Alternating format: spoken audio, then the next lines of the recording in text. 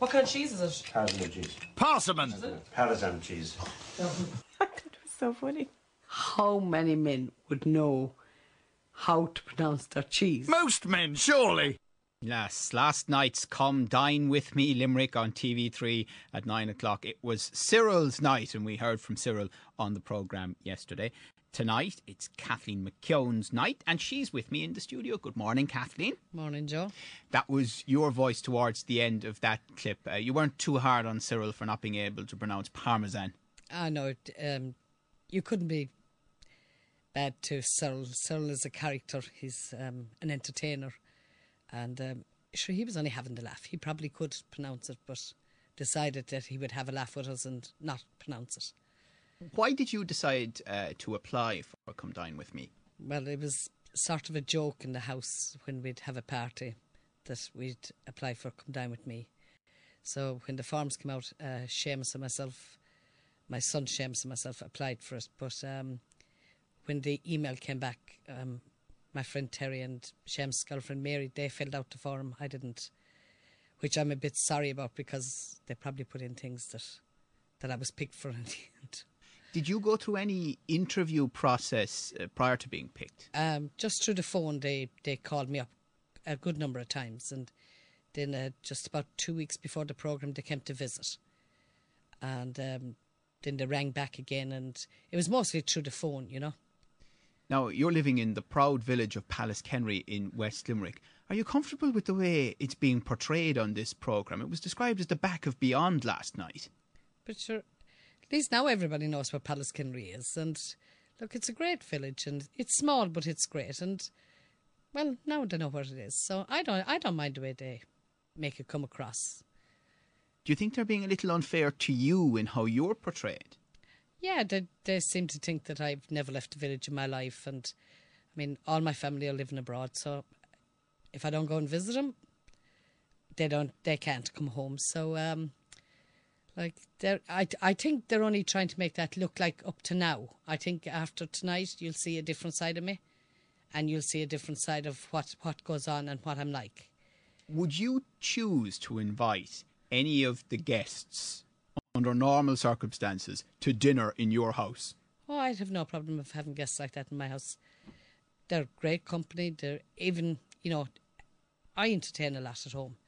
So, I mean, it wouldn't bother me having any type of a guest. Listen, you meet all types of people in life, and that's it, you know.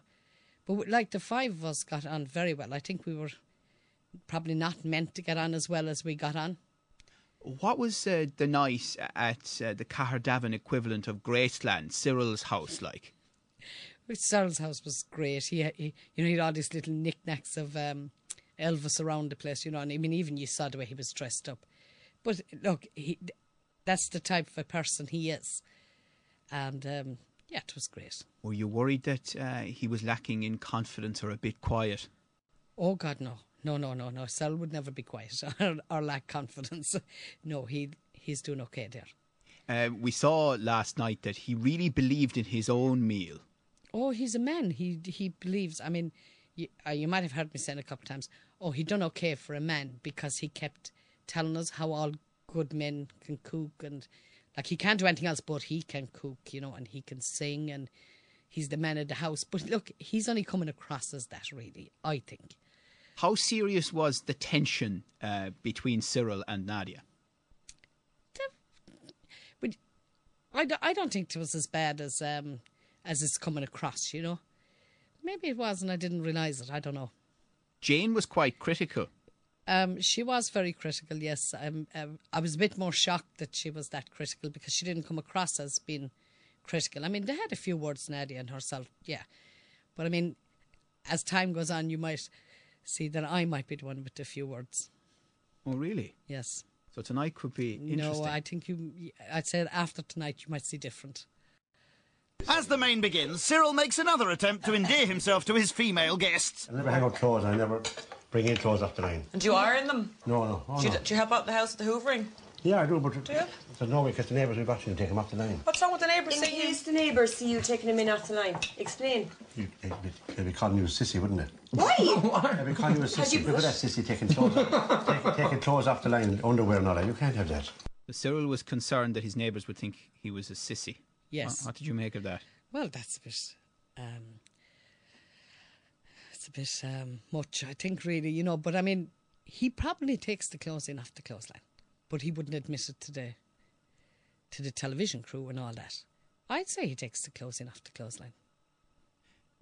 Do the families have to be cleared out of the home on the night? Is that how it works? Yes, they're not allowed to stay in the house. They have to find their own someplace to eat and stay. So mine moved into Limerick for the night, but it just worked out well because my son was going back to Australia the week after, so he went and met all his uncles and they went off. So that it worked out great because it just happened to be that night.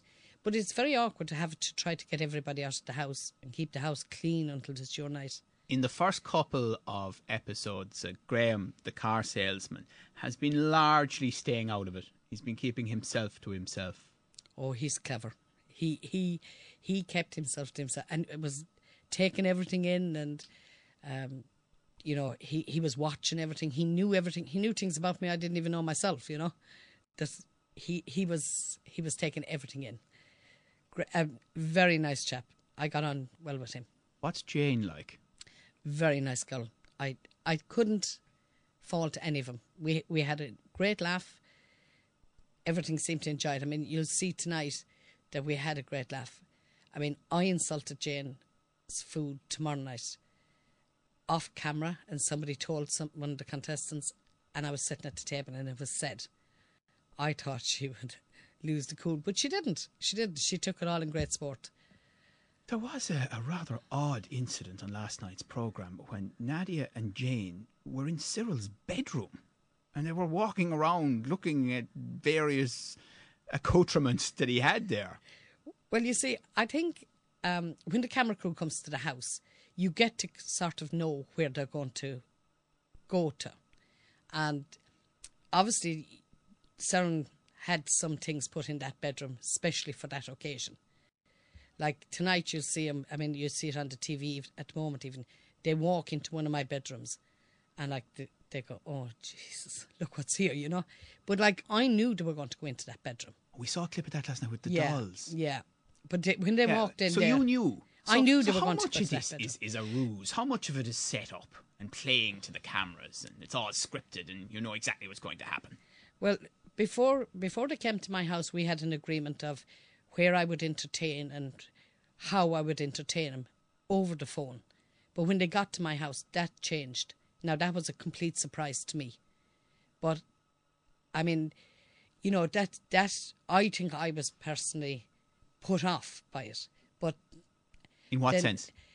Well, I can't go into too much detail on what I'm doing, but it's when I was cooking, I had intended having my guests with me, but that didn't happen.